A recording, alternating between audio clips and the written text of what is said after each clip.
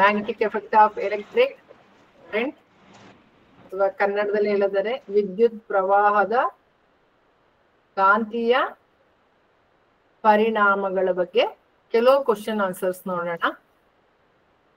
ಮೊದಲನೇದಾಗಿ ನೋಡಿ, ವಿದ್ಯುತ್ ಪ್ರವಾಹದ ಕಾಂತೀಯ ಪರಿಣಾಮಗಳು, magnetic effect of electric current. ಮೊದಲನೇದು ನಿಮ್ಗೆಲ್ಲರಿಗೂ ಬಲದ ಕೈ ಇದೆ ಅಲ್ವಾ, ಅದರಲ್ಲಿ ಬಲಗೈ ಹೆಬ್ಬೆರಳಿನ ನಿಯಮವನ್ನು ಕೇಳಬಹುದು. ಇದು ಕೇಳುವಂತ ಚಾನ್ಸಸ್ ಇದೆ. ಯಾಕಂದ್ರೆ ಈ ವರ್ಷ ನಿಮ್ಗೆ ಯಾವುದು ತೆಗ್ದಿದ್ದಾರೆ ಅಂತ ಹೇಳಿದ್ರೆ ಮೋಟರ್ ರೂಲು, ಡೈನಮೋ ರೂಲ್ ಎಲ್ಲ ತೆಗ್ದ್ಬಿಟ್ಟಿದ್ದಾರೆ. ಅದ್ರ ಮೇಲೆ ಡಯಾಗ್ರಾಮ್ಸ್ ಇತ್ತು, AC ಡೈನಮೋ, DC ಡೈನಮೋ, ಅದೆಲ್ಲ ತೆಗ್ದಿದ್ದಾರೆ. ಅದರಿಂದ ಈ ಕ್ವಶನ್ಗಳು ಕೊಡುವಂತಹ ಚಾನ್ಸ್ ಜಾಸ್ತಿ ಇರುತ್ತೆ ಮಕ್ಳೇ.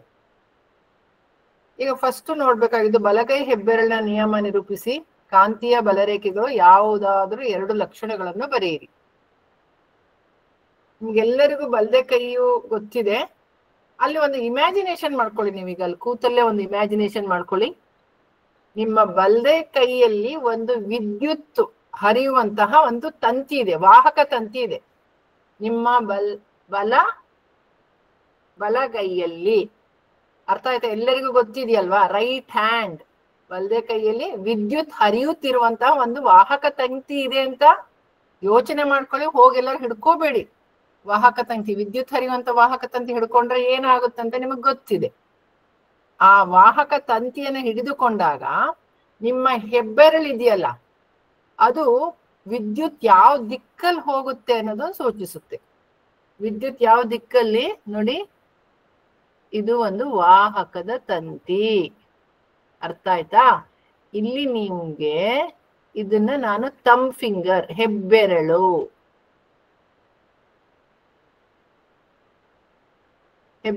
ಅಂತ ಕರಿತೀನಿ. ಇದು ವಾಹಕದ ತಂತಿ. ನೀವೀಗ ಹೆಬ್ಬೆರಳನ್ನ ಮೇಲ್ಮುಖವಾಗಿ ಹಿಡ್ಕೊಂಡಿದ್ರೆ, ಅಥವಾ ಕೆಳಮುಖನಾರು ಹಿಡಿಬಹುದು, ಅಥವಾ ನಿಮ್ಮ ಲೆಫ್ಟ್ ಹ್ಯಾಂಡ್ ಸೈಡಿಗಾರು, ಎಡಭಾಗಕ್ಕಾರು ಹೆಬ್ಬೆರಳು ಬರ್ಬೋದು, ಬಲಭಾಗಕ್ಕಾರು ಹೆಬ್ಬೆರಳು ಬರ್ಬೋದು. ನಿಮ್ಮ ಟೆಕ್ಸ್ಟ್ ಬುಕ್ ಅಲ್ಲಿ ಅವರು ಕೆಳಮುಖವಾಗಿ ಹಿಡಿದಿದ್ದಾರೆ, ಈ ಡೈರೆಕ್ಷನ್ ಅಲ್ಲಿ ಬಂದಿದೆ ಹೆಬ್ಬೆರಳು. ನೋಡಿ ಡಯಾಗ್ರಾಮ್ ನೋಡಿ ಅಲ್ವಾ? ಟೆಕ್ಸ್ಟ್ ಬುಕ್ ಅಲ್ಲಿ ಕೆಳಭಾಗಕ್ಕೆ ಅವರು ಹಿಡಿದಿದ್ದಾರೆ. ಅದು ಇಂಥದೇ ದಿಕ್ಕಿಗೆ ಹಿಡಿಬೇಕು ಅಂತಿಲ್ಲ. ಪೇಜ್ ನಂಬರು 126ರಲ್ಲಿದೆ. ನಿಮ್ ಹೆಬ್ಬೆರಳು ಮೇಲಾದ್ರೂ ಹಿಡ್ಕೋಬಹುದು, ಹೀಗೆ ವೈಯರನ್ನ ಬಲಗೈಯಲ್ಲಿ, ಅಥವಾ ಹೀಗೆ ಅಡ್ಡವಾಗೋರು ಹಿಡಿಬಹುದು, ಅಥವಾ ಕೆಳಮುಖನಾಗ ಹಿಡಿಬಹುದು. ಆಗ ಈ ಹೆಬ್ಬೆರಳು ಇದೆಯಲ್ಲ, ಇದು ವಿದ್ಯುತ್ ಪ್ರವಾಹ ಏನ್ ತೋರಿಸುತ್ತೆ? ಹೆಬ್ಬೆರಳು ವಿದ್ಯುತ್ ಪ್ರವಾಹದ ದಿಕ್ಕನ್ನು ಸೂಚಿಸುತ್ತದೆ. ಹೆಬ್ಬೆರಳು ಇದೆಯಲ್ಲ, ವಿದ್ಯುತ್ ಯಾವ ದಿಕ್ಕಿನಲ್ಲಿ ಹೋಗ್ತಿದೆ ಅಂತ ಸೂಚಿಸುತ್ತದೆ. ಉಳಿದ ಫಿಂಗರ್ಸ್ ಇದೆಯಲ್ಲ, ಉಳಿದ ಬೆರಳುಗಳು ಈ ವಾಹಕನ ಹಿಡ್ಕೊಂಡಾಗ ಅದ್ರ ಸುತ್ತ ಇರುತ್ತೆ. ಉಳಿದ 4 ಬೆರಳುಗಳು, ಬಲಗೈನ ಉಳಿದ 4 ಬೆರಳುಗಳು ವಾಹಕದ ಸುತ್ತ ಇರುತ್ತೆ. ಸೊ ಅದು ಏನನ್ನು ಸೂಚಿಸುತ್ತೆ ಅಂದ್ರೆ, ಕಾಂತ ಕ್ಷೇತ್ರದ ಕಾಂತೀಯ ಬಲರೇಖೆಗಳ ದಿಕ್ಕನ್ನು ಸೂಚಿಸುತ್ತದೆ. ಯಾವುದು? ಬಲಗೈನ ಹೆಬ್ಬೆರಳಿನ ನಿಯಮ, ಬಲದೆ ಕೈಯು ಹೆಬ್ಬೆರಳು ವಿದ್ಯುತ್ ಪ್ರವಾಹದ ದಿಕ್ಕನ್ನು ಸೂಚಿಸುತ್ತೆ.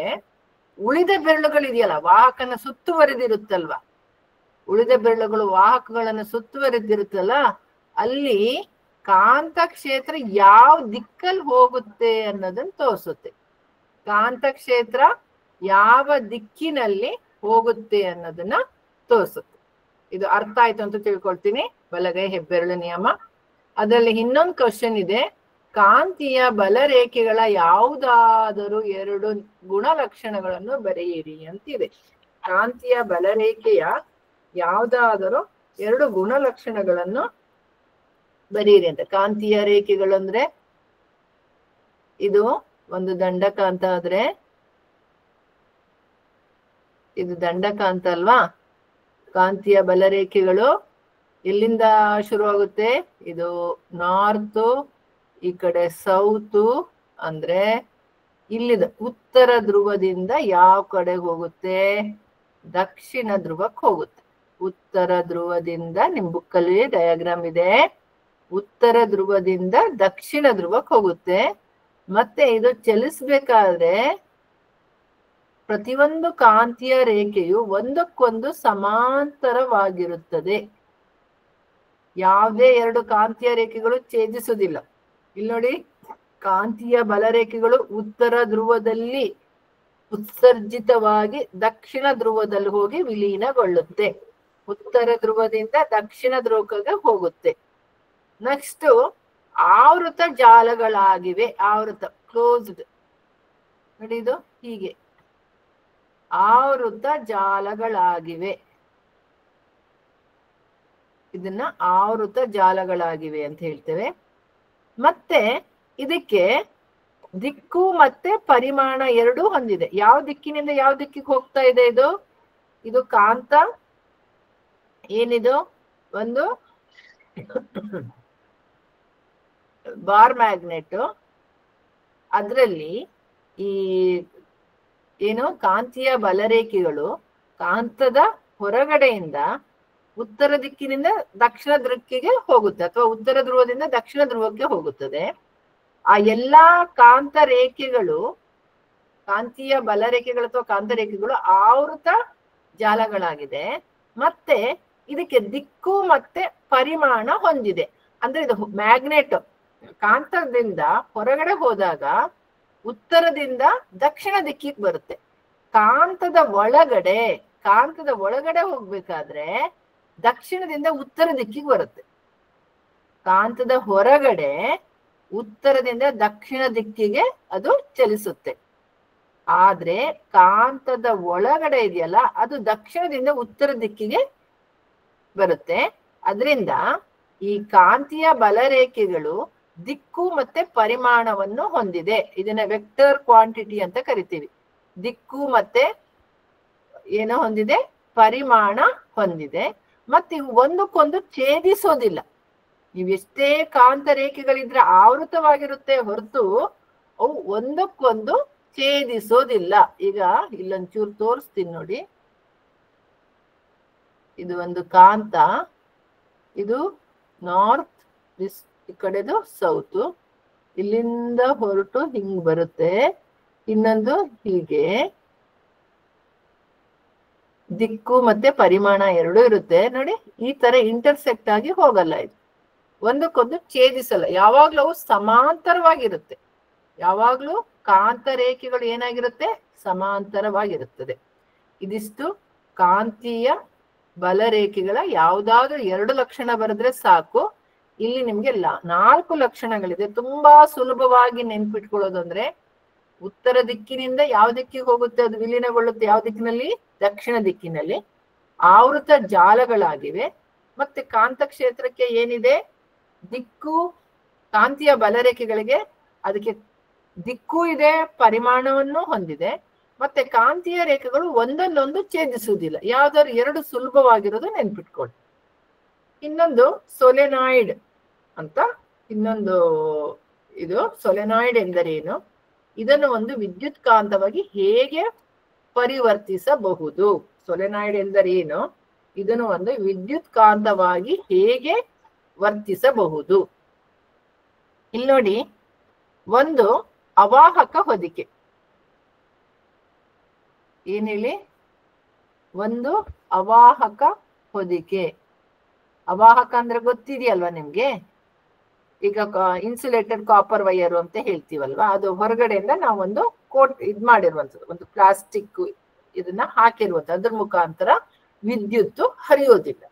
ಅವಾಹಕ ಹೊದಿಕೆ ಇರುವ ತಾಮ್ರದ ತಂತಿಯ ಅನೇಕ ಸುರುಳಿಗಳನ್ನು ಒತ್ತೊತ್ತಾಗಿ ಸುತ್ತಿರುವ ಸಿಲಿಂಡರ್ ಆಕಾರವನ್ನು ಸೊಲೆನಾಯ್ಡ್ ಅಂತ ಕರಿತೀವಿ. ಇಲ್ಲಿ ಒಂದು ಚಿಕ್ಕದೊಂದು ಸೊಲೆನಾಯ್ಡ್ ನ ನಿಮ್ ಟೆಕ್ಸ್ಟ್ ಬುಕ್ ಅಲ್ಲೇ ಇದೆ, ನಾನು ಹೇಳ್ತೀನಿ, ಪೇಜ್ ನಂಬರ್ ನೋಡ್ಕೊಳ್ಳಿ. ಈ ರೀತಿ ಅದು ಸಿಲಿಂಡ್ರಿಕಲ್ ಶೇಪಲ್ಲಿ ಇರುತ್ತೆ. ಯಾವ ಶೇಪಲ್ಲಿ ಇರುತ್ತೆ? ಸಿಲಿಂಡ್ರಿಕಲ್ ಶೇಪಲ್ಲಿ ಇರುತ್ತೆ. ನಾ ರೆಕ್ಟ್ಯಾಂಗಲ್ ಹಾಕ್ಬಿಟ್ಟೆ. ಯಾವ ಶೇಪಲ್ಲಿ ಇರುತ್ತೆ ಅಂದ್ರೆ ಅದು ಸಿಲಿಂಡ್ರಿಕಲ್ ಶೇಪಲ್ಲಿ ಇರುತ್ತೆ. ಇಲ್ಲಿ ಏನಾಗುತ್ತೆ ಅಂದ್ರೆ, ಈ ತರ ಸುರುಳಿಗಳು ಒಂದಾದ ನಂತರ ಒಂದ್ ಏನಾಗಿರುತ್ತೆ, ಸುತ್ಕೊಂಡಿರುತ್ತೆ, ಒತ್ತೊತ್ತಾಗಿ ಸುತ್ಕೊಂಡಿರುವಂಥದ್ದು ಹೀಗೆ. ಇದರಲ್ಲಿ ಇದು ಡೈರೆಕ್ಟ್ ಆಗಿ ವೈಯರೇ ಇರಲ್ಲ, ಇದಕ್ ಮೇಲ್ಗಡೆ ಒಂದು ಹೊದಿಕೆ ಇರುತ್ತೆ. ಅದಕ್ಕೆ ಇದನ್ನ ನಾವೇಂತ ಕರಿತೀವಿ ಅಂತ ಹೇಳಿದ್ರೆ ಅವಾಹಕ ಹೊದಿಕೆ ಅಂತ ಕರಿತೀವಿ. ನೇರವಾದ ತಂತಿಯನ್ನು ಸುತ್ತಿರಲ್ಲ, ಅದ್ರ ಮೇಲ್ಗಡೆ ಒಂದು ಕೋಟಿಂಗ್ ಕವರಿಂಗ್ ಆಗಿರುತ್ತದೆ. ಅಂತ ತಂತಿಯನ್ನು ಅದಕ್ಕೆ ತುಂಬಾ ಹತ್ತಿರವಾಗಿ ಅದ್ರೊಳಗಡೆ ತಾಮ್ರದ ತಂತಿ ಇರುತ್ತೆ. ಅನೇಕ ಸುರುಳುಗಳನ್ನು ಒತ್ತೊತ್ತಾಗಿ ಒಂದು ಸಿಲಿಂಡರ್ ಆಕೃತಿಗೆ ಸುತ್ತಿರ್ತಾರೆ. ಆ ಆಕಾರವನ್ನು ಏನಂತ ಕರಿತೀವಿ? ಸೊಲೆನಾಯ್ಡ್ ಅಂತ ಕರಿತೀವಿ. ಪೇಜ್ ನಂಬರ್ 128 ಅಲ್ಲಿ ಇದೆ, ನೋಡ್ಕೊಳ್ಳಿ. ಪೇಜ್ ನಂಬರ್ 128 ಇದೆ. ಈ ವಿದ್ಯುತ್ ಪ್ರವಾಹದಿಂದ ಸೊಲೆನಾಯ್ಡ್ ಒಳಭಾಗದಲ್ಲಿ ಒಂದು ಕಾಂತೀಯ ವಸ್ತುವಾದ ಮೆದು ಕಬ್ಬಿಣದ ತುಂಡನ್ನು ಇರಿಸಿದಾಗ ಇದು ವಿದ್ಯುತ್ ಕಾಂತವನ್ನಾಗಿಸಬಹುದು. ಇದನ್ನ ವಿದ್ಯುತ್ ಕಾಂತವನ್ನಾಗಿಸಬಹುದು. ವಿದ್ಯುತ್ ಪ್ರವಾಹವಿರುವ ಸೊಲೆನಾಯ್ಡ್ನ ಒಳಭಾಗದಲ್ಲಿ ಒಂದು ಕಾಂತೀಯ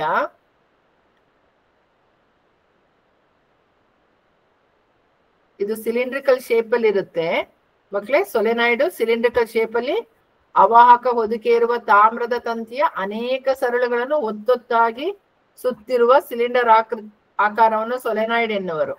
ಇದು ಅಲ್ಲಿ 2ನೇ ಕ್ವಶನ್ ಇದೆ ಅಲ್ವಾ ನೋಡಿ. ಇದಕ್ಕೆ ನೀವು ಡಯಾಗ್ರಾಮ್ ಟೆಕ್ಸ್ಟ್ ಬುಕ್ ಅಲ್ಲೇ ಒಂಚೂರು ನೋಡ್ಕೊಳ್ಳಿ ಮಕ್ಕಳೇ.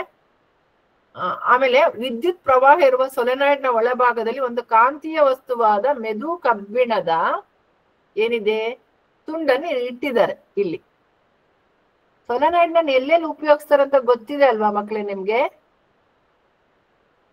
ಸೊಲೆನಾಯ್ಡ್ ನ ನಾವು ಡೊಮ್ಯಾಸ್ಟಿಕ್ ಪರ್ಪಸ್ ಅಲ್ಲಿ ಹೇಳ್ತೀನಿ, ತುಂಬಾ ಕಡೆ ಉಪಯೋಗಿಸ್ತಾರೆ. ಡೊಮ್ಯಾಸ್ಟಿಕ್ ಪರ್ಪಸ್ ಅಲ್ಲಿ ರೆಫ್ರಿಜರೇಟರ್ ಅಲ್ಲಿ ಇರುತ್ತೆ, ಏರ್ ಕಂಡೀಷನ್ ಅಲ್ಲಿ ಇರುತ್ತೆ, ವಾಷಿಂಗ್ ಮಿಷಿನ್ ಗಳಲ್ಲಿ ಇಟ್ಟಿರ್ತಾರೆ. ರೆಫ್ರಿಜರೇಟರು, ಏರ್ ಕಂಡೀಷನ್, ಇದು ಹೊರಗಡೆ ಸುರುಳಿ ಸುತ್ತಿರುತ್ತೆ. ಇಲ್ಲಿ ಒಳಗಡೆ ಇದೆಯಲ್ಲ ಒಂದು ಮೆದುವಾದ ಕಬ್ಬಿಣದ ಏನಿಟ್ಟಿರ್ತಾರೆ, ತುಂಡನ್ನು ಇಟ್ಟಿರ್ತಾರೆ. ಮೆದುವಾದ ಸಾಫ್ಟ್. ಅಲ್ಲಿ ಡಯಾಗ್ರಾಮ್ ನೋಡ್ಕೊಳ್ಳಿ. ಇಲ್ಲಿ ನನಗೆ ಸರಿಯಾಗಿ ಅದು ಹಾಕಕ್ ಆಗ್ತಾ ಇಲ್ಲ. ಹಾಗಿಟ್ಟಾಗ ಇಲ್ಲಿ ಕಾಂತಕ್ಷೇತ್ರ ಉಂಟಾಗುತ್ತಲ್ಲ, ಅದು ಕೂಡ ಒಂದಕ್ಕೊಂದು ಏನಾಗಿರುತ್ತೆ, ಸಮಾಂತರವಾಗಿರುತ್ತೆ. ಒಳಗಡೆ ಈ ಸೊಲೆನಾಯ್ಡ್ ಸಿಲಿಂಡರ್ ಒಳಗಡೆ ಇದೆಯಲ್ಲ, ಉಂಟಾಗುವಂತ ಕಾಂತಕ್ಷೇತ್ರ, ಮೆದು ಕಬ್ಬಿಣದ ತುಂಡನ್ನು ಇಟ್ಟಾಗ ಉಂಟಾಗುವಂತ ಕಾಂತಕ್ಷೇತ್ರವು ಒಂದಕ್ಕೊಂದು ಏನಾಗಿರುತ್ತೆ, ಸಮಾಂತರವಾಗಿ ಇರುತ್ತದೆ. ಅದರಿಂದ ಅದ್ರಲ್ಲಿ ಇನ್ನೊಂದು ಕ್ವಶನ್ ಇದೆಯಲ್ಲ, ಇದನ್ನು ಒಂದು ವಿದ್ಯುತ್ ಕಾಂತವಾಗಿ ಹೇಗೆ ಪರಿವರ್ತಿಸಬಹುದು ಅಂದ್ರೆ, ಸೊಲೆನಾಯ್ಡ್ ನ ಒಳಭಾಗದಲ್ಲಿ ಒಂದು ಕಾಂತೀಯ ವಸ್ತುವಾದ, ಅಂದ್ರೆ ಇದು ಕಬ್ಬಿಣನ ಯಾಕೆ ಕಾಂತೀಯ ವಸ್ತು ಅಂತ ಕರಿತೀವಂತ ನಿಮಗೆ ಎಲ್ಲರಿಗೂ ಗೊತ್ತಿದೆ. ಅದು ಏನು ಮ್ಯಾಗ್ನೆಟ್ ಅನ್ನ ಅಟ್ರಾಕ್ಟ್ ಮಾಡ್ಕೊಳ್ಳುತ್ತೆ ಅಲ್ವಾ? ಮ್ಯಾಗ್ನೆಟ್ ಅನ್ನ ಏನ್ ಮಾಡ್ಕೊಳ್ಳುತ್ತೆ, ಅದು ತನ್ನ ಕಡೆ ಅಟ್ರಾಕ್ಟ್ ಮಾಡ್ಕೊಳ್ಳೋದ್ರಿಂದ ಆ ಕಬ್ಬಿಣದ ತುಂಡನ್ನು ಇರಿಸಿದಾಗ ವಿದ್ಯುತ್ ಕಾಂತವನ್ನಾಗಿಸಬಹುದು. ಆ ಕಬ್ಬಿಣ ತುಂಡು ಇರಿಸಿದಾಗ ಸಾಲಿನಾಯ್ಡ್ ನ ಒಳಗಡೆ ಕಾಂತದ ಬಲರೇಖೆಗಳು ಪರಸ್ಪರ ಸಮಾನಾಂತರವಾಗಿರುತ್ತದೆ. ಇಂಗ್ಲಿಷ್ ಮೀಡಿಯಂ ನೋಡಿ. State the right hand thumb rule. Write any two properties of the magnetic field lines. What is solenoid? How can this be converted into an electromagnet? See children, in a right hand thumb rule, just imagine it. When you are holding a current carrying conductor such that your thumb points towards the direction of current. Your thumb finger clockwise irbodu, anti-clockwise irbodu. ನಿಮ್ಮ thumb finger, it shows the direction of current. Then your remaining fingers will wrap around the conductor in the direction of the field of lines of the magnetic field. Field of lines of the ನಿಮ್ಮ fingers ಉಳಿದಿದ್ದಾಗಿರುತ್ತಲ್ಲ, ಇದಕ್ಕೆ ಇದ್ರ ಸುತ್ತಿರುತ್ತಲ್ವಾ ವಾಹಕದ ಸುತ್ತ, ಅದು ಏನಂತ ತೋರಿಸುತ್ತೆ ಅಂದ್ರೆ, remaining fingers direction of the field of lines of the magnetic field. Then properties of the magnetic field lines. See, this is a bar magnet. This one is north pole, this one is south pole. Emerge from north pole to south pole. emerge from North Pole and merge at the South Pole. Magnetic lines of force emerge from North Pole and merge at South Pole, and they are closed curves, to the bar magnet. Then these lines, they never intersect. Then they have magnitude and direction. Means it is magnetic lines of force has vector quantity because it has magnitude and direction also. Magnitude ide idike, direction ide. Clear ಆಯ್ತು ಅಂತ ತಿಳ್ಕೊತೀನಿ. Next you come to the what is solenoid. How can this be converted into an electromagnet? Electromagnet ಆಗಿ ಹೇಗೆ ನಾವು convert ಮಾಡಬಹುದು ಅಂತ. A coil of many circular turns of insulated copper wire. Main ಆಗಿ ಯಾವ wire use ಮಾಡ್ತೀವಿ here? We are using copper, insulated copper wire. Insulated copper wire wrapped closely in the shape of cylinder. ತುಂಬಾ ಹತ್ತಿರವಾಗಿ ಅದನ್ನ wrap ಮಾಡಿರ್ತೀವಿ. Wrapped closely in the shape of a cylinder is called solenoid. It is called solenoid. It is one mark question. Many times this question is repeated, children.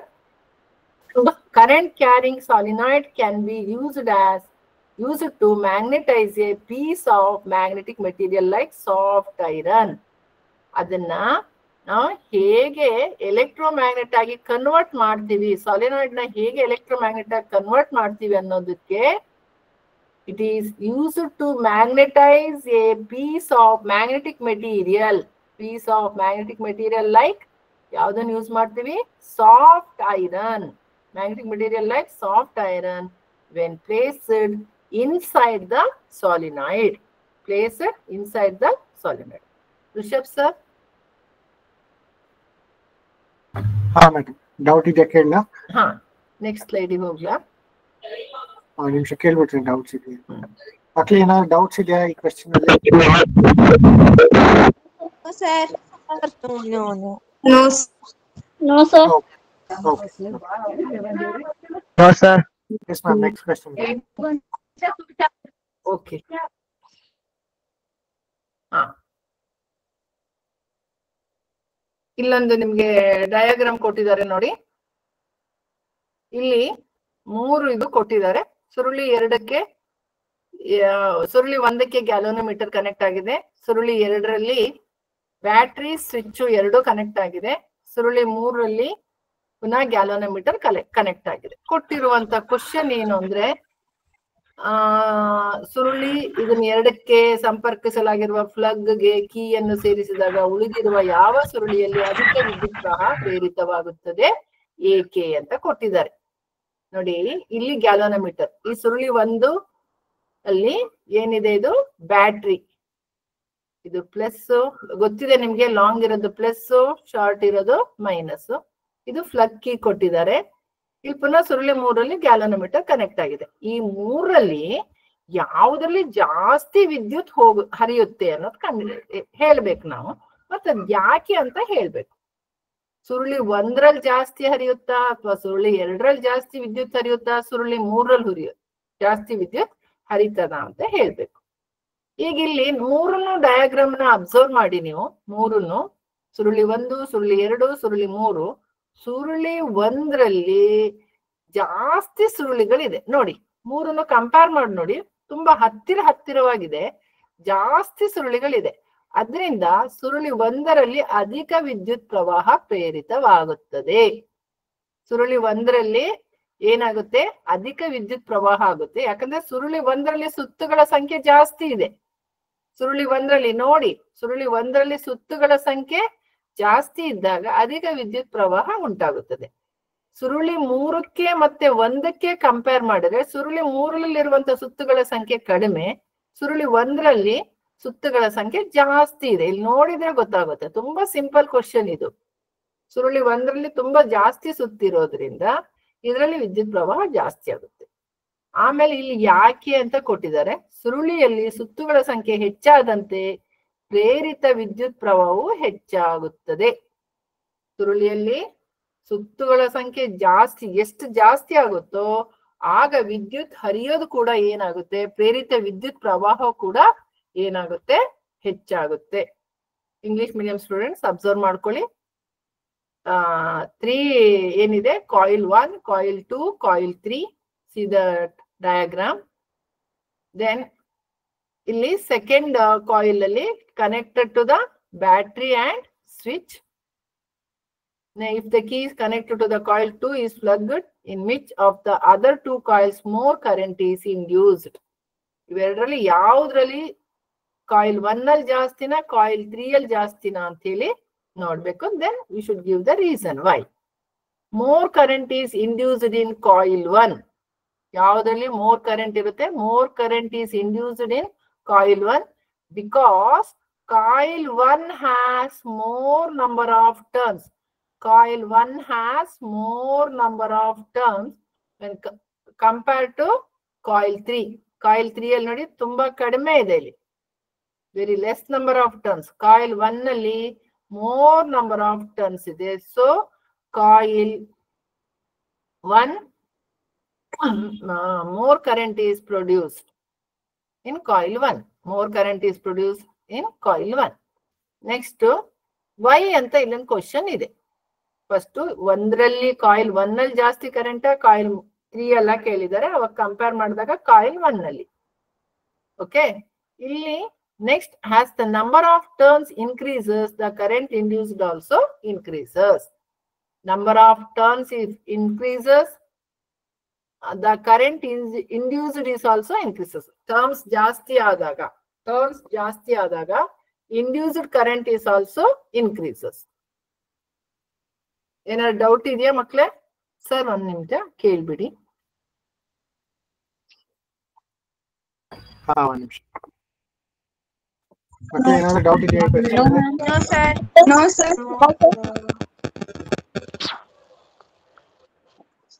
No sir. ಮತ್ತೆ ಇದು same question repeat ಆಗಿದೆ. Already ಅಲ್ಲಿ ಹೇಳಿದೆ ಅಲ್ವಾ ನಾನು, ಕಾಂತೀಯ ಬಲರೇಖೆಗಳ 2 ಗುಣಗಳನ್ನ ಬರೆಯೋದು. ಆಗ ಅಲ್ಲಿ ಏನ್ ಎಕ್ಸ್ಪ್ಲೇನ್ ಮಾಡಿದ್ನೋ ಸೇಮ್ ಇದೆ. ಇನ್ನೊಂದ್ಸಲ ಹೇಳ್ಕೊಂಡು ಹೋಗ್ತೀನಿ. ಕಾಂತೀಯ ಬಲರೇಖೆಗಳು ಉತ್ತರ ಧ್ರುವದಲ್ಲಿ ಉತ್ಸರ್ಜಿತವಾಗಿ ದಕ್ಷಿಣ ಧ್ರುವದಲ್ಲಿ ವಿಲೀನಗೊಳ್ಳುತ್ತವೆ. ಉತ್ತರ ಧ್ರುವದಿಂದ ದಕ್ಷಿಣ ಧ್ರುವಕ್ಕೆ ಹೋಗುತ್ತೆ. ಕಾಂತದ ಒಳಭಾಗದಲ್ಲಿ ಕಾಂತದ ದಕ್ಷಿಣ ಧ್ರುವದಿಂದ ಉತ್ತರ ಧ್ರುವದೆಡೆಗೆ ಕಾಂತೀಯ ಬಲರೇಖೆಗಳಿರುತ್ತವೆ.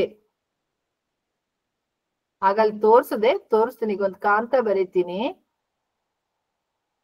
ಕಾಂತದ ಒಳಭಾಗದಲ್ಲಿ ಏನಾಗುತ್ತಂತ ಹೇಳಿದ್ರೆ, ಹೊರಭಾಗದಲ್ಲಿ ನಿಮಗೆ ಉತ್ತರದಿಂದ ದಕ್ಷಿಣಕ್ಕೆ ಹೋಗುತ್ತೆ. ಒಳಭಾಗದಲ್ಲಿ ನಿಮಗೆ ಯಾವ ಕಡೆ ಹೋಗುತ್ತೆ? ದಕ್ಷಿಣದಿಂದ ಉತ್ತರಕ್ಕೆ ಹೋಗುತ್ತೆ. ಕಾಂತದ ಒಳಭಾಗದಲ್ಲಿ ದಕ್ಷಿಣದಿಂದ ಉತ್ತರಕ್ಕೆ ಹೋಗುತ್ತೆ. ಕಾಂತದ ಒಳಭಾಗದಲ್ಲಿ. ಹೊರಭಾಗದಲ್ಲಿ ಗೊತ್ತಿದೆ ನಮ್ಗೆ, ಉತ್ತರದಿಂದ ದಕ್ಷಿಣಕ್ಕೆ ಹೋಗುತ್ತೆ. ಹೊರಭಾಗದಲ್ಲಿ ಉತ್ತರದಿಂದ ದಕ್ಷಿಣಕ್ಕೆ ಹೋಗುತ್ತೆ. ಇದಾಗ ಅಲ್ಲಿ ಏನ್ ಕಲ್ತಿದ್ದೀರಾ ಅದೇ ಮಕ್ಳೇ. ಒಂದು ಪಾಯಿಂಟ್ ಇಲ್ಲಿ ಜಾಸ್ತಿ ಕೊಟ್ಟು ಯಾವ್ದಿದೆ ಅಂದ್ರೆ, ಒಂದು ಮೊದಲನೇ ಸೇಮ್ ಇದೆ. ಎರಡನೇದು ಕಾಂತದ ಒಳಭಾಗದಲ್ಲಿ ಕಾಂತದ ದಕ್ಷಿಣ ಧ್ರುವದಿಂದ ಉತ್ತರ ಧ್ರುವದೆಡೆಗೆ ಕಾಂತೀಯ ಬಲರೇಖೆಗಳು ಇರುತ್ತವೆ. ನೋಡಿ, ಬಾಣದ ಗುರುತು ಹಾಕಿದೀನಿ. ಕಾಂತೀಯ ಬಲರೇಖೆಗಳು ಆವೃತ ಜಾಲವಾಗಿದೆ. ನೋಡಿ, ಇದನ್ನ ಆವೃತ ಜಾಲವಾಗಿದೆ ಅಂತ ಹೇಳಿ ಕರಿತೀವಿ.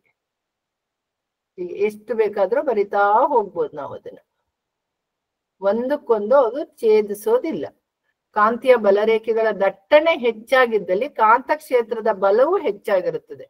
ಇದು ತುಂಬಾ ಇದ್ದಾಗ, ಕಾಂತೀಯ ಬಲರೇಖೆಗಳು ದಟ್ಟಣೆ ಜಾಸ್ತಿ ಇದ್ದಾಗ ಕಾಂತ ಕ್ಷೇತ್ರವು ಏನಾಗಿರುತ್ತದೆ? ಕಾಂತ ಕ್ಷೇತ್ರದ ಬಲ ಕೂಡ ಹೆಚ್ಚಾಗಿರುತ್ತದೆ. ಯಾವುದೇ 2 ಕಾಂತೀಯ ಬಲರೇಖೆಗಳು ಒಂದನ್ನೊಂದು ಛೇದಿಸುವುದಿಲ್ಲ. ಯಾವುದೇ 2 ಕಾಂತೀಯ ಬಲರೇಖೆಗಳು ಒಂದನ್ನೊಂದು ಛೇದಿಸುವುದಿಲ್ಲ. Properties of magnetic field of lines. Same field of lines, magnetic field of lines emerge from north pole of a magnet and merge at south pole. Emerge ಎಲ್ಲಿಂದ ಆಗುತ್ತೆ? Magnetic field of lines from north pole of a magnet and merge at south pole. Then inside the magnet, the direction field lines from its south pole to north pole. Inside the bare magnet, the direction of the field lines is from its south pole to north pole. Inside the magnet, magnet ಒಳಗಡೆ ಮಾತ್ರ, ಹೊರಗಡೆ ಹೋಗೋದು north ಇಂದ south, ಒಳಗಡೆಗೆ ಹೋಗುವಂತ direction south ಇಂದ north. Then already you know that magnetic field lines are closed curves. They are closed curves. Magnetic field is stronger where the field lines are crowded. ತುಂಬಾ crowd ಇರುತ್ತಲ್ವಾ, ಅಲ್ಲಿ magnetic field is stronger ಆಗಿರುತ್ತೆ. Stronger where the field lines are crowded. Field lines are crowded, ಅಲ್ಲಿ magnetic field ಜಾಸ್ತಿ ಇರುತ್ತೆ. Then no two field lines are found to cross each other. They never intersect. Magnetic field of lines, they never intersect each other. ಇದರಲ್ಲಿ ಯಾವ್ದಾದ್ರು 2 point ಅನ್ನ correct ಆಗಿ ಬರೀಬೇಕು. Sir next ಕೇಳ್ಬಿಡ್ತೀರಾ sir?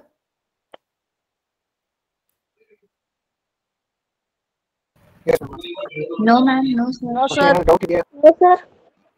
Okay. No, sir. No, sir. Okay, thank you.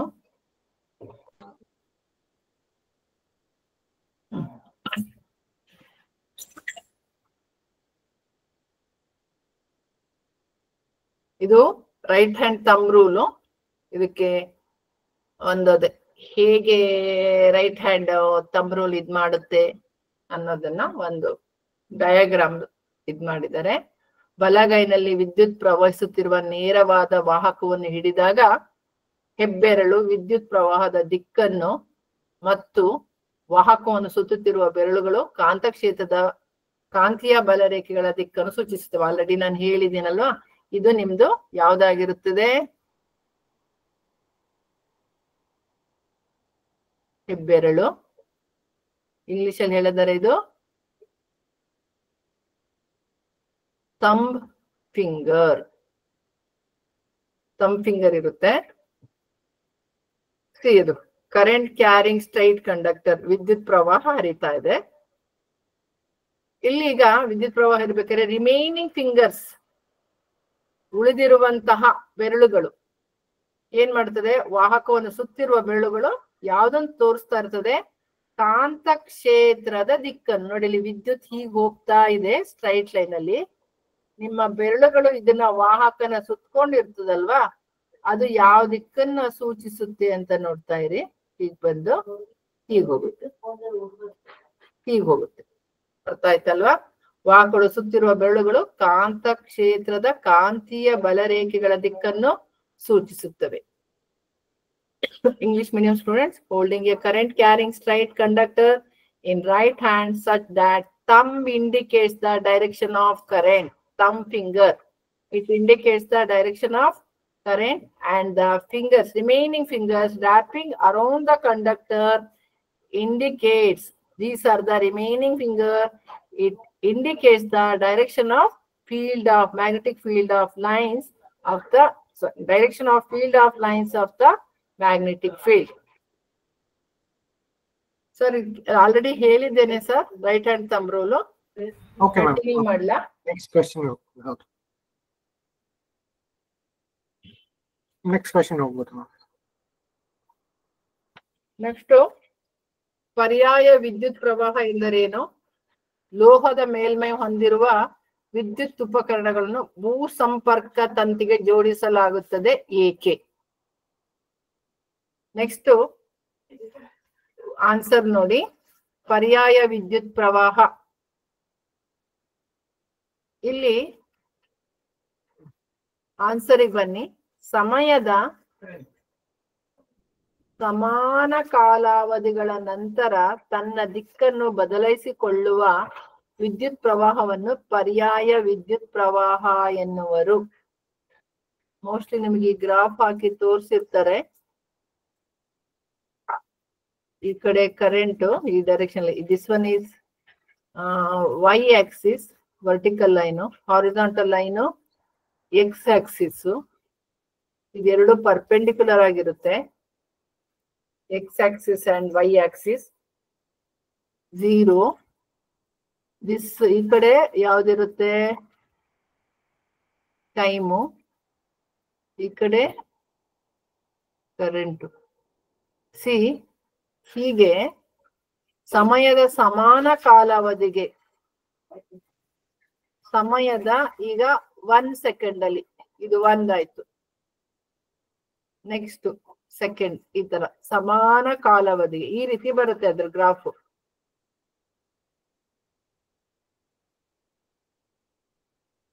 ಗೊತ್ತಾಯ್ತಾ?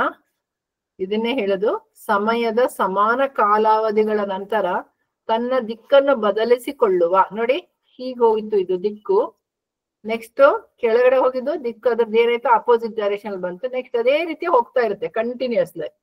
ಹಾಗೆ ಸಮಯದ ಸಮಾನ ಕಾಲಾವಧಿಗಳ ನಂತರ ತನ್ನ ದಿಕ್ಕನ್ನು ಬದಲಾಯಿಸಿಕೊಳ್ಳುವ ವಿದ್ಯುತ್ ಪ್ರವಾಹವನ್ನು ಪರ್ಯಾಯ ವಿದ್ಯುತ್ ಪ್ರವಾಹ ಎನ್ನುವರು. ಎರಡನೇ ಕ್ವಶನ್ ನೋಡಿ, ಲೋಹದ ಮೇಲ್ಮೈ ಹೊಂದಿರುವ ವಿದ್ಯುತ್ ಉಪಕರಣಗಳನ್ನು ಭೂ ಸಂಪರ್ಕಕ್ಕೆ ತಂತಿಗೆ ಜೋಡಿಸಲಾಗುತ್ತದೆ. ಅರ್ಥಿಂಗ್ ಮಾಡ್ತೀವಲ್ಲ, ಕೇಳಿರ್ಬೋದು ನೀವು, ಅರ್ಥಿಂಗ್ ಮಾಡ್ಸಿದೀರಾ ಅಂತೆಲ್ಲ ಕೇಳಿರ್ತಾರ, ಎಲೆಕ್ಟ್ರಿಷಿಯನ್ ಬಂದವರು ಕೇಳ್ತಾರ ಅರ್ಥಿಂಗ್ ಆಗಿದ್ಯಾ ಅಂತ ಹೇಳ್ಕೊಂಡು. ಸೊ ಲೋಹದ ಮೇಲ್ಮೈಗೆ ಜೋಡಿಸಿರುವ ಭೂ ಸಂಪರ್ಕ ತಂತಿಯು, ಅರ್ಥಿಂಗ್ ವೈರ್, ಭೂ ಸಂಪರ್ಕ ತಂತಿಯು ಕಡಿಮೆ ರೋಧವನ್ನು ಹೊಂದಿರುವ ವಿದ್ಯುತ್ ಪ್ರವಾಹದ ಪಥವನ್ನು ಉಂಟು ಮಾಡುತ್ತದೆ. ಕಡಿಮೆ ರೋಧ, ರೆಸಿಸ್ಟೆನ್ಸ್, ಮೊದಲನೇದು ಎಲೆಕ್ಟ್ರಿಕ್ ಕರೆಂಟ್ ಅಲ್ಲಿ ಬಂದಿದೆ ನೋಡಿ, ಕಡಿಮೆ ರೋಧವನ್ನು ಹೊಂದಿರುವ ವಿದ್ಯುತ್ ಪ್ರವಾಹದ ಪಥವನ್ನು ಉಂಟು ಮಾಡುತ್ತದೆ.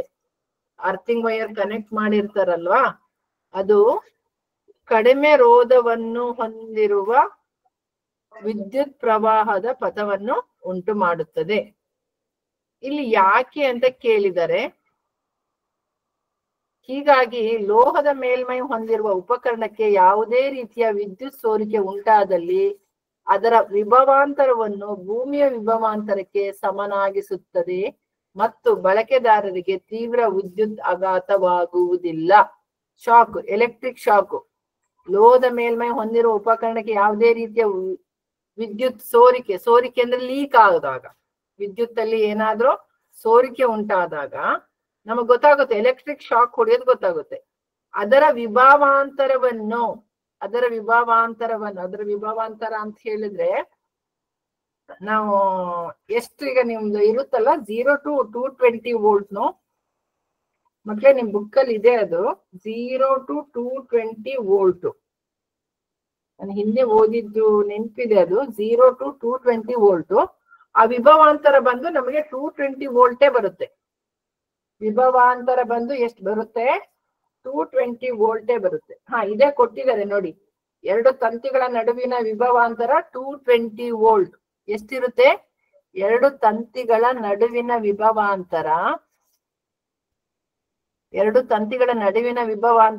ಎಷ್ಟಿರುತ್ತೆ ಹೇಳಿ? 220 ವೋಲ್ಟ್ ಇರುತ್ತೆ. 220 ವೋಲ್ಟ್, ಅದು ಎರಡಕ್ಕೂ ಇದಾಗಿರುತ್ತದೆ. ವಿಭವಾಂತರ ಭೂಮಿ ವಿಭವಾಂತರಕ್ಕೆ ಸಮನಾಗಿಸುತ್ತದೆ. ಆದುದರಿಂದ ನಾವು ವಿದ್ಯುತ್ ಬಳಕೆ ಮಾಡ್ತಿರ್ತೀವಲ್ವಾ, ನಮಗೆ ಯಾವುದೇ ರೀತಿಯಾದ ವಿದ್ಯುತ್ ಆಘಾತವಾಗುವುದಿಲ್ಲ, ಅದರಿಂದ ಏನು ತೊಂದರೆ ಆಗಲ್ಲ. ಸಪೋಸ್ ಲೀಕ್ ಆದಾಗ ಅದರ ವಿಭವಾಂತರವು ಭೂಮಿಯ ವಿಭವಾಂತರಕ್ಕೆ ಏನಾಗಿರುತ್ತದೆ? ಸಮನಾಗಿಸುತ್ತದೆ. ಅದರಿಂದ ಬಳಕೆದಾರಿಗೆ ತೀವ್ರ ವಿದ್ಯುತ್ ಆಘಾತವಾಗುವುದಿಲ್ಲ. English medium students, what is the alternate current? Electric appliances having metallic body are connected to earth wire. Why? See, electric same graph irutte, x axis, y axis, both the x axis and y axis always they are perpendicular to each other. See, the current that changes direction after equal interval of time is called an alternating current. The current, ಇಲ್ಲಿ ನೋಡಿ ಬರ್ದಿದ್ದೀನಿ, it changes its direction after equal interval of time. It is called alternating current. The current that changes direction after equal interval of time. ಇದು direction change ಆಗ್ತಾ ಇರುತ್ತೆ. Equal interval of time. 1 second ಅಲ್ಲಿ ಈ direction ಬಂದ್ರೆ next second ಅಲ್ಲಿ ಈ direction ಬರುತ್ತೆ. It is called on alternating current. Next question. The metallic body is connected to the earth wire, provides a low resistance conducting path for the current. Resistance ಏನಾಗಿರುತ್ತೆ ಅದದ್ದು? Low resistance. Earthing wire ಕೇಳಿದೀರಾ ನೀವು? Earth wire provides a low resistance conducting path for the current. Next, because it ensures that any leakage of current to the metallic body of the appliance keep its potential to that of the earth and the user may not get a severe electric shock. ನಮಗ್ suppose ಎಲ್ಲಾದ್ರೂ current leak ಆದ್ರೆ ನಮ್ಮ ಮನೇಲಿ ಉಪಯೋಗಿಸ್ಬೇಕಾದ್ರೆ any ಅಪ್ಲಿಯನ್ಸಸ್, electric ಅಪ್ಲಿಯನ್ಸಸ್ ಸ್ವಲ್ಪ shock ಹೊಡೆಯುತ್ತೆ, ಅದರಿಂದ ಯಾವುದೇ danger ಮಾತ್ರ ಆಗೋದಿಲ್ಲ. Because it's potential difference is same as that of the earth and that user may not get severe electric shock. Rishabh sir? Yes ma'am, 1 second. ಮಕ್ಕಳೇ ಇದು ಅರ್ಥ ಆಗಿದೆಯಾ? ಇದು ಗ್ರಾಫ್ ಬುಕ್ ಅಲ್ಲಿ ಇಲ್ಲ ಇರಬೇಕು. ಆಲ್ಟರ್ನೇಟಿವ್ ಕರೆಂಟ್ ಇಂದು ಹಳೆ ಟೆಕ್ಸ್ಟ್ ಬುಕ್ ಅಲ್ಲಿ ಇದೆ ಗ್ರಾಫ್. ಓಕೆ, ಎಲ್ಲರಿಗೂ ಅರ್ಥ ಆಯ್ತಾ ಇದು? Yes, sir. Yes, sir. Yes, sir. Okay. Yes, sir. Yes, sir. Yes, sir. Yes, sir.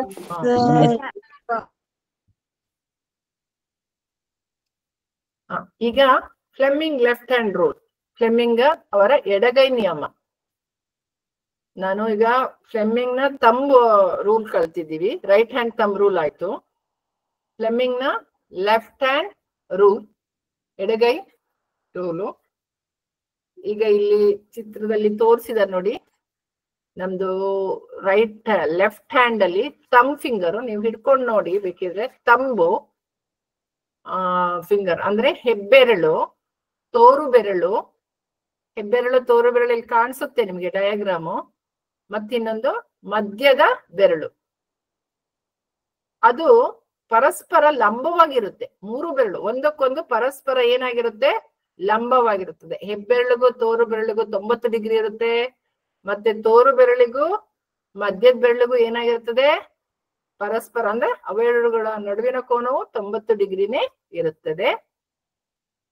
ಇಲ್ಲಿ ಲಂಬವಾಗಿ ಚಾಚಿದರೆ ಮತ್ತು ತೋರು ಬೆರಳು ಇದೆಯಲ್ಲ, ತೋರು ಬೆರಳು ಯಾವ್ದನ್ನ ತೋರಿಸುತ್ತೆ ಅಂದ್ರೆ ಕಾಂತ ಕ್ಷೇತ್ರನ ತೋರಿಸುತ್ತೆ. ತೋರು ಬೆರಳು ಯಾವ್ದನ್ನ ತೋರಿಸುತ್ತೆ? ಕಾಂತ ಕ್ಷೇತ್ರ. ಬರಿತೀನಿ. ಯಾವ ತೋರು ಬೆರಳು ನಿಮಗ್ ಗೊತ್ತಾಗಿರ್ಬೋದು, ಚಿತ್ರ ನೋಡಿದ್ರೆ ಗೊತ್ತಾಗಿರುತ್ತೆ ಅಂತ ಭಾವಿಸ್ತೀನಿ. ಈ ತೋರು ಬೆರಳು ಯಾವ್ದನ್ನ ಸೂಚಿಸುತ್ತೆ? ಕಾಂತ ಕ್ಷೇತ್ರ. ತೋರು ಬೆರಳು ಯಾವ್ದನ್ನ ಸೂಚಿಸುತ್ತೆ? ಕಾಂತ ಕ್ಷೇತ್ರದ ದಿಕ್ಕನ್ನು ಸೂಚಿಸುತ್ತದೆ. ಇದು ಯಾವ್ದನ್ನ ತೋರಿಸುತ್ತೆ? ಬಲದ ದಿಕ್ಕು ಅಥವಾ ಚಲನೆಯ ದಿಕ್ಕು. ಹೆಬ್ಬೆರಳು ಇದೆಯಲ್ಲ, ಬಲದ ದಿಕ್ಕು ಅಥವಾ ಚಲನೆಯ ದಿಕ್ಕನ್ನು ಸೂಚಿಸುತ್ತೆ. ಯಾವುದು? ಇದು ಹೆಬ್ಬೆರಳು. ಇದು ಮಧ್ಯದ ಬೆರಳು ಇದೆಯಲ್ವಾ, ಮಧ್ಯದ ಬೆರಳು ವಿದ್ಯುತ್ ಪ್ರವಾಹದ ದಿಕ್ಕನ್ನು ಸೂಚಿಸುತ್ತದೆ. ಯಾವುದು? ವಿದ್ಯುತ್ ಪ್ರವಾಹ. ಈ ಬೆರಳು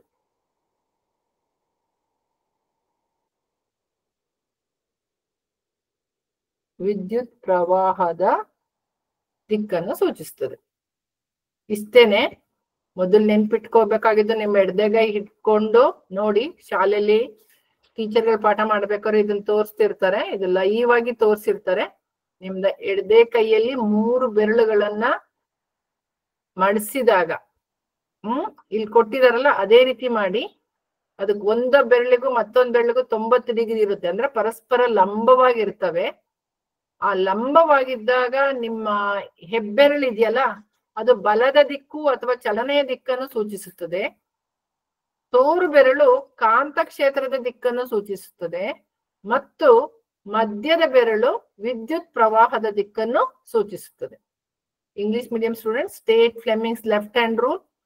Fleming's left-hand rule states that if you arrange our thumb, forefinger and middle finger of the left hand perpendicular to each other, thumb, middle finger and forefinger of the left hand perpendicular to each other, then the thumb finger points towards the direction of force. Thumb finger, this one, it shows the direction of force or motion. Direction of force or motion. Direction of force or motion. Thumb finger. Forefinger points towards the direction of magnetic field. Forefinger. It shows the direction of magnetic field. And middle finger, it shows the direction of current. It shows the direction of current or electric current. Sir?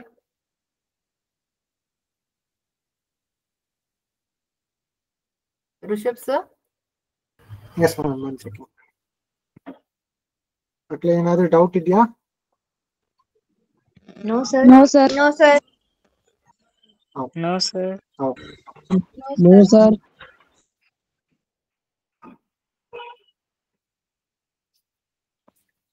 No, sir. Okay, okay. ಇಲ್ಲಿ ಒಂದು ಅವಾಹಕ ಹೊದಿಕೆ ಇರುವ ಒಂದು ತಾಮ್ರದ ತಂತಿಯ ಸುರುಳಿಯನ್ನು ಗ್ಯಾಲ್ವನೋಮೀಟರ್ಗೆ ಸಂಪರ್ಕಿಸಿದಾಗ ಒಂದು ದಂಡಕಾಂತವನ್ನು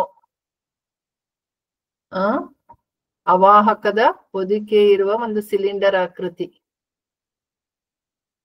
ಗೊತ್ತಾಯ್ತಾ? ಇದಕ್ಕೆ ಒಂದು ಇನ್ಸುಲೇಟೆಡ್ ಕಾಪರ್ ವೈರ್ ಅನ್ನ ಸುತ್ತುತ್ತೀವಿ. ಹೀಗೆ ನಂಗೆ ಇದಕ್ಕೆ ನಾನು ಯಾವ್ದನ್ನ ಕನೆಕ್ಟ್ ಮಾಡ್ತೀನಿ? ಗ್ಯಾಲ್ವನೋಮೀಟರ್ ಕನೆಕ್ಟ್ ಮಾಡ್ತೀನಿ. ಗ್ಯಾಲ್ವನೋಮೀಟರ್ ಏನಂತ ತೋರಿಸ್ತದಂದ್ರೆ ಎಷ್ಟು ಕರೆಂಟ್ ಇದ್ರಲ್ಲಿ ತೋರಿಸ್ತಾ ಇದೆ ಅನ್ನೋದನ್ನ, ಅದು ಡಿಫ್ಲೆಕ್ಟ್ ಆದಾಗ ಅದ್ರಲ್ಲಿ ಕರೆಂಟ್ ಫ್ಲೋ ಆಗ್ತಿದೆಯೋ ಇಲ್ವೋ ಅನ್ನೋದನ್ನ ನಮಗದು ಸೂಚಿಸುತ್ತೆ. ಸುರುಳಿಯನ್ನು ಒಳಗೆ ತಳ್ಳಿದಾಗ, ಗ್ಯಾಲ್ವನೋಮೀಟರ್ ಸಂಪರ್ಕಿಸಿದಾಗ ಒಂದು ದಂಡಕಾಂತ, ಇಲ್ಲಿ ದಂಡಕಾಂತ ಅಂದ್ರೆ ಒಂದು ಮ್ಯಾಗ್ನೆಟ್,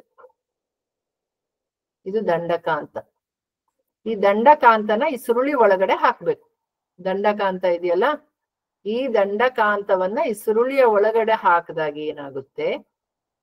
ಸುರುಳಿಯ ಒಳಗಿನಿಂದ ಹಿಂದೆ ತೆಗೆದಾಗ ಗ್ಯಾಲ್ವನೋಮೀಟರ್ ಅಲ್ಲಿ ಏನ್ ಬದಲಾವಣೆ ಆಗುತ್ತೆ? ಸುರುಳಿಯ ಒಳಗೆ ಅದನ್ನ ಕಾನ್ಸ್ಟೆಂಟ್ ಆಗಿ ಇಟ್ರೆ, ನಿಶ್ಚಲವಾಗಿ ಇರಿಸಿದಾಗ ಏನಾಗುತ್ತೆ ಅನ್ನೋದನ್ನ ನೋಡ್ಬೇಕು. ಇದು ದಂಡಕಾಂತ. ಇದು ಒಂದು ಅವಾಹಕದ ಹೊದಿಕೆ ಇರುವ ಒಂದು ತಾಮ್ರದ ಸುರುಳಿಯನ್ನ ಒಂದು ಸಿಲಿಂಡರ್ ಆಕೃತಿಗೆ ನಾನು ಸುತ್ತುತ್ತಾ ಇರ್ತೀನಿ. ಅದಕ್ಕೆ ಗ್ಯಾಲ್ವನೋಮೀಟರ್ ಕನೆಕ್ಟ್ ಮಾಡಿರ್ತೀನಿ. ಈಗ ನಾನು ಮೊದಲನೇ ಕ್ವಶನ್ ನೋಡಿ, ಸುರುಳಿಯ ಒಳಗೆ ತಳ್ಳಿದಾಗ ಈ ಕಾಂತ ಇದೆಯಲ್ಲ, ಈ ಕಾಂತನ ಇದ್ರ ಒಳಗಡೆ ಹಾಕ್ತೀನಿ. ಇದ್ರ ಒಳಗಡೆ ಹಾಕ್ತೀನಿ ನಾನು. ಹೀಗೆ ಒಳಗಡೆ ಹಾಕಿದಾಗ ಗ್ಯಾಲ್ವನೋಮೀಟರ್ ನೀಡಲ್ ಇರುತ್ತಲ್ವಾ, ಅದು ಆಚೆ ಈಚೆ ವಿಚಲನೆ ಹೊಂದುತ್ತೆ. ಅದು ಕಾನ್ಸ್ಟೆಂಟ್ ಆಗಿರುತ್ತೆ. ಸುರುಳಿಯ ಒಳಗಡೆ ಹಾಕಿದಾಗ ಅದು ಆ ಕಡೆ ಈ ಕಡೆ. ಮೋಸ್ಟ್ಲಿ ನಿಮಗೆ ಇದು ಸ್ಕೂಲಲ್ಲಿ ಪ್ರಾಕ್ಟಿಕಲ್ ಆಗಿ ತೋರಿಸಿರ್ತಾರೆ. ಗ್ಯಾಲ್ವನೋಮೀಟರ್ ನೀಡಲ್ ಇದೆಯಲ್ಲ, ಹೀಗಿರೋದು ಹೀಗೆ ಹೀಗೆ ಸ್ವಲ್ಪ ಡಿಫ್ಲೆಕ್ಟ್ ಆಗೋದು ತೋರಿಸುತ್ತೆ, ವಿಚಲನೆ ಹೊಂದುತ್ತೆ. ನೆಕ್ಸ್ಟ್ ಇದನ್ನೀಗ ನೀನು ಒಳಗಡೆ ಹಾಕಿದಾಗ ಆ ರೀತಿ ವಿಚಲನೆ ಆಗುತ್ತೆ. ಇದನ್ನ ತೆಗಿತೀಯ ನೀನು. ನೀವು ತೆಗೆದಾಗ, ಕಾಂತನ ಈ ಸುರುಳಿಯಿಂದ ತೆಗೆದಾಗ ಆ ಸೂಜಿ ಇದೆಯಲ್ಲ ಬಂದ್ ಮೊದಲನೇ ದಿಕ್ಕಲ್ಲಿ ಹೇಗಿತ್ತು ಹಾಗೇ ನಿಂತು ಬಿಡುತ್ತೆ. ಮೊದಲು ಹೇಗಿತ್ತು ಗ್ಯಾಲ್ವನೋಮೀಟರ್ ನೀಡಲು ಹಾಗೇ ಬಂದು ನಿಲ್ಲುತ್ತೆ. ಗ್ಯಾಲ್ವನೋಮೀಟರ್ ಸೂಜಿಯು ಮೊದಲಿನ ದಿಕ್ಕಿಗೆ ವಿರುದ್ಧ ದಿಕ್ಕಿನಲ್ಲಿ ಮೊದಲಿನ ದಿಕ್ಕಿಗೆ ವಿರುದ್ಧ ದಿಕ್ಕಿನಲ್ಲಿ ಏನಾಗುತ್ತೆ? ದಿಕ್ಕಿನಲ್ಲಿ ವಿಚಲನೆ ಹೊಂದುತ್ತದೆ. ಸಾರಿ ಮಕ್ಕಳೇ, ಗ್ಯಾಲ್ವನೋಮೀಟರ್ ಸೂಜಿಯ ಮೊದಲನೇ ದಿಕ್ಕಿಗೆ ವಿರುದ್ಧ ದಿಕ್ಕಿನಲ್ಲಿ ಚಲಿಸುತ್ತದೆ. ಒಂದು ನಿಮಿಷ. ಗ್ಯಾಲ್ವನೋಮೀಟರು ಈಗ ಅದು ಮೊದಲು ಹೀಗಿದ್ರೆ ಅದ್ರದ್ದು ಡಿಫ್ಲೆಕ್ಟ್ ಆದ್ಮೇಲೆ ವಿರುದ್ಧ ದಿಕ್ಕಿನಲ್ಲಿ ಇರುತ್ತೆ. ಹೊರಗಡೆ ತೆಗೆದ್ಮೇಲೆ ಆ ಸುರುಳಿನ ಒಳಗಡೆ ಹಾಕಿದಾಗ ಅದು ಸ್ವಲ್ಪ ಆಚೆ ಈಚೆ ಆಗುತ್ತೆ. ಮೊದಲು ಎಲ್ಲಿತ್ತು ಗ್ಯಾಲ್ವನೋಮೀಟರ್ ನೀಡಲು ಅದರ ವಿರುದ್ಧ ದಿಕ್ಕಿನಲ್ಲಿ ಅದು ನಿಲ್ಲುತ್ತೆ, ವಿಚಲನೆ ಹೊಂದುತ್ತದೆ. ಇನ್ನೊಂದು ಈ ದಂಡಕಾಂತ ಇದೆಯಲ್ಲ, ಇದನ್ನ ಗ್ಯಾಲ್ವನೋಮೀಟರ್ ಒಳಗಡೆನೆ ಇಟ್ಟಾಗ, ದಂಡಕಾಂತವನ್ನು ಗ್ಯಾಲ್ವನೋಮೀಟರ್ ಒಳಗಡೆ ಕಾನ್ಸ್ಟೆಂಟ್ ಆಗಿ ಅದ್ರ ಒಳಗಡೆನೆ ಹಾಕ್ತೀರ. ಈ ದಂಡಕಾಂತವನ್ನ ಇದ್ರ ಒಳಗಡೆ ಹಾಕ್ತೀರ, ಸುರುಳಿಯ ಒಳಗಡೆ ಇಟ್ಟಾಗ ಏನಾಗುತ್ತಂದ್ರೆ ಸೂಜಿ ಆಚೆ ಈಚೆ ಹೋಗುವುದೇ ಇಲ್ಲ. ಸೂಜಿ ನಿಮ್ಗೆ 0ಯಲ್ಲಿ ಗ್ಯಾಲ್ವನೋಮೀಟರ್ ರೀಡಿಂಗ್ಸ್ ಇರುತ್ತಲ್ವಾ, ಅದು 0 ತೋರಿಸಿದ್ರೆ ಅಲ್ಲಿಂದ ಆಚೆ ಬಂದು 0ಯಲ್ಲೇ ನಿಂತ್ಕೊಂಡಿರುತ್ತೆ. English medium students, a coil of insulated copper wire is connected to a galvanometer. What will happen if bar magnet is pushed into the coil? ಇದೇ ಕಾಯಿಲ್ ಒಳಗಡೆ ಬಾರ್ ಮ್ಯಾಗ್ನೆಟ್ ಅನ್ನ pushed into the coil ಒಳಗಡೆ ಹಾಕಿದಾಗ, withdrawn from the coil, ಹಾಕಿದ್ಮೇಲೆ ನಾವು ತೆಗಿಲೇಬೇಕಲ್ಲ, ಇಲ್ಲಿ ಒಳಗಡೆ ಹಾಕಿರ್ತೀವಿ, ಆಮೇಲೆ ಏನ್ ಮಾಡ್ತೀವಿ, ಹೊರಗಡೆ ತೆಗ್ದಾಗ ಏನಾಗುತ್ತೆ ಗ್ಯಾಲ್ವನೋಮೀಟರ್ ಅಲ್ಲಿ difference. Next held stationary inside the coil. ಈ ಕಾಯಿಲ್ ಅನ್ನ ಕಾನ್ಸ್ಟೆಂಟ್ ಆಗಿ ಇದ್ರ ಒಳಗಡೆನೆ ಇಟ್ಬಿಡೋದು. ಯಾವ್ದನ್ನ, ಕಾಯಿಲ್ ಅಲ್ಲ ಸಾರಿ, ಬಾರ್ ಮ್ಯಾಗ್ನೆಟ್ ಅನ್ನ ಇದ್ರ ಒಳಗಡೆನೆ ಇಟ್ಬಿಡೋದು. ಇನ್ಸೈಡ್ ದಿಸ್ ಕಾಯಿಲ್ ಏನಾಗುತ್ತೆ ಹಾಗಂತ, ಫಸ್ಟ್ ಇದ್ರಲ್ಲಿ pushed in to the coil,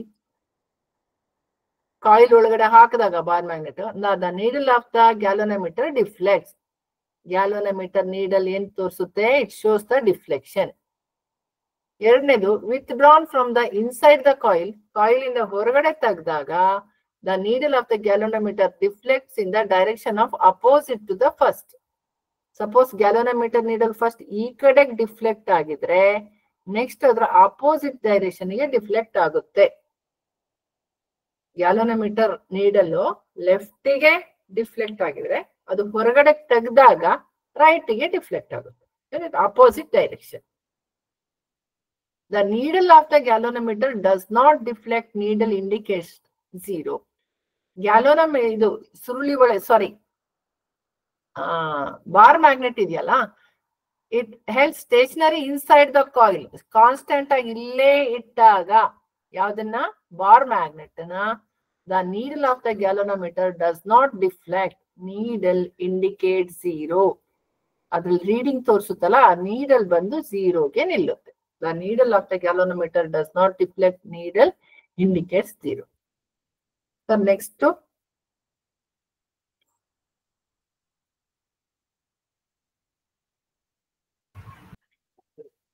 ಮಕ್ಕಳು ಏನಾದ್ರು ಡೌಟ್ಸ್ ಇದೆಯಾ ಈ ಕ್ವೆಶ್ಚನ್ ಅಲ್ಲಿ? No, sir. No, ma'am. Okay ಏನಿಲ್ರಿ ಸರ್.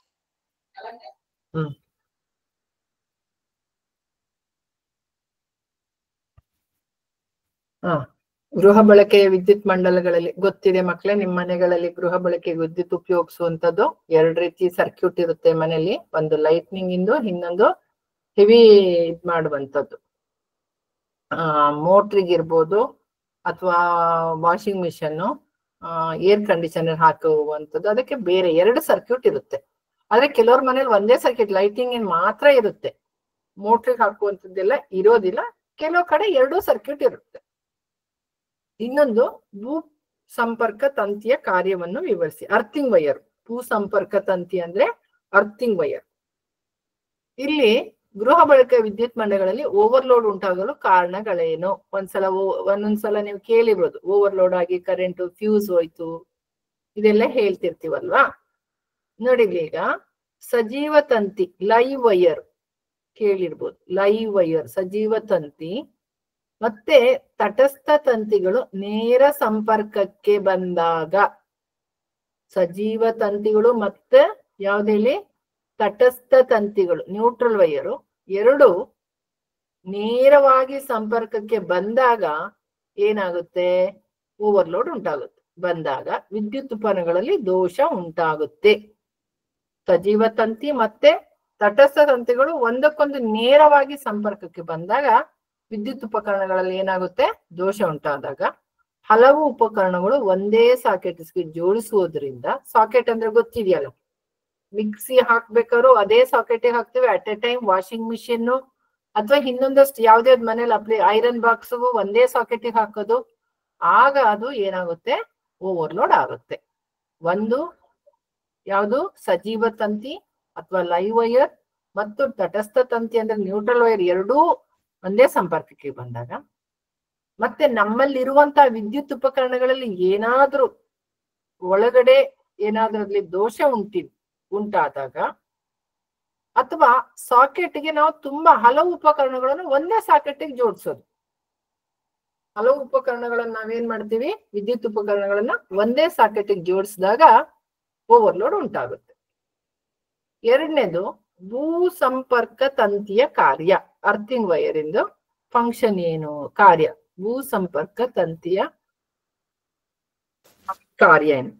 ವಿದ್ಯುತ್ ಉಪಕರಣಗಳು ಲೋಹದ ಮೇಲ್ಮೈಗೆ ಭೂ ಸಂಪರ್ಕ ತಂತಿಯನ್ನು ಜೋಡಿಸಲಾಗುತ್ತದೆ. ವಿದ್ಯುತ್ ಉಪಕರಣಗಳಲ್ಲಿ ಸೋರಿಕೆ ಉಂಟಾದಾಗ ಅದರ ವಿಭವಾಂತರವನ್ನು ಭೂಮಿಯ ವಿಭವಾಂತರಕ್ಕೆ ಸಮನಾಗಿರುತ್ತದೆ ಮತ್ತು ಬಳಕೆದಾರರಿಗೆ ತೀವ್ರ ವಿದ್ಯುತ್ ಆಘಾತವಾಗುತ್ತದೆ. ಇದಾಗ ಹೇಳಿದ್ದೆ ಸೇಮ್ ಅದೇ ಬಂದಿದೆ.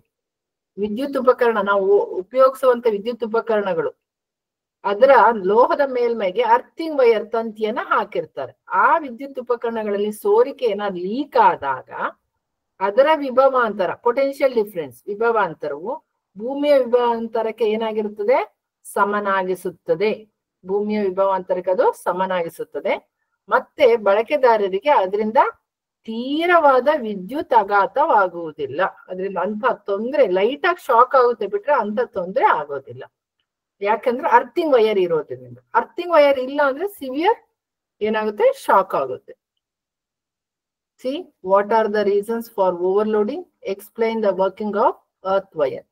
Reasons for overload: when the live wire and neutral wire come into direct contact. Live wire ಮತ್ತೆ neutral wire ಎರಡು direct contact ಆದಾಗ ಏನಾಗುತ್ತೆ, overload ಆಗುತ್ತೆ.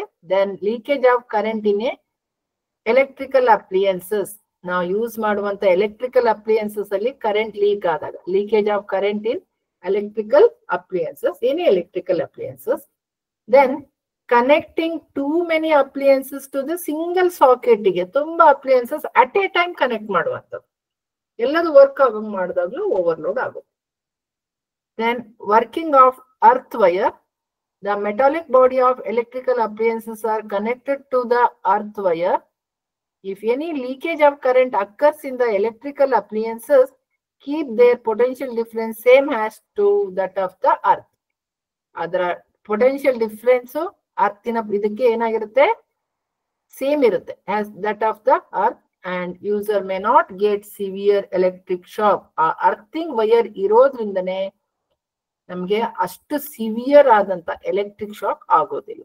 That it is the function of earth wire. Sir,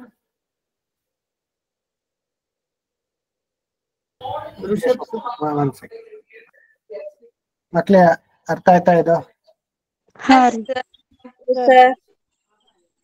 ಇವತ್ತಿನ class ಅಲ್ಲಿ doubt ಇದೆಯಾ? ಇವತ್ತಿನ class ಅಲ್ಲಿ ಡೌಟ್ ಇದೆಯಾ? No sir. No sir. No sir. No sir. No. Okay thanks. No sir. Okay, ಚಲೋ ಆಗೈತ್ರಿ. ಸೊ ಏನಾದ್ರು ಡೌಟ್ಸ್ ಇದ್ರೆ ಇದು ಲಾಸ್ಟ್ ಸ್ಲೈಡ್ ಅಲ್ಲಿ ಆ ನಂಬರ್ ಕಾಣ್ತಾ ಇದೆ. Class must sir. Last slide ಅಲ್ಲಿ ಈ ನಂಬರ್ ಕಾಣ್ತಾ ಇದೆಯಲ್ಲ, ಈ ನಂಬರ್ ವಾಟ್ಸ್ಆಪ್ ಅಲ್ಲಿ ಮೆಸೇಜ್ ಹಾಕಿ ನಾವು ರಿಪ್ಲೈ ಮಾಡ್ತೀವಿ. Okay sir. Okay okay. Study material doubts ಏನಾದ್ರು ಇದ್ರೆ ಈ ವಾಟ್ಸ್ಆಪ್ ನಂಬರ್ ಮೆಸೇಜ್ ಹಾಕಿ. Please sir. ಓಕೆ, ಹೆಂಗ್ ಮಾಡೋಣ ಇವತ್ತಿನ ಕ್ಲಾಸ್? Yes sir. ಹ್ಞೂ ಸರ್, ಎಂಡ್ ಮಾಡಿ ಸರ್.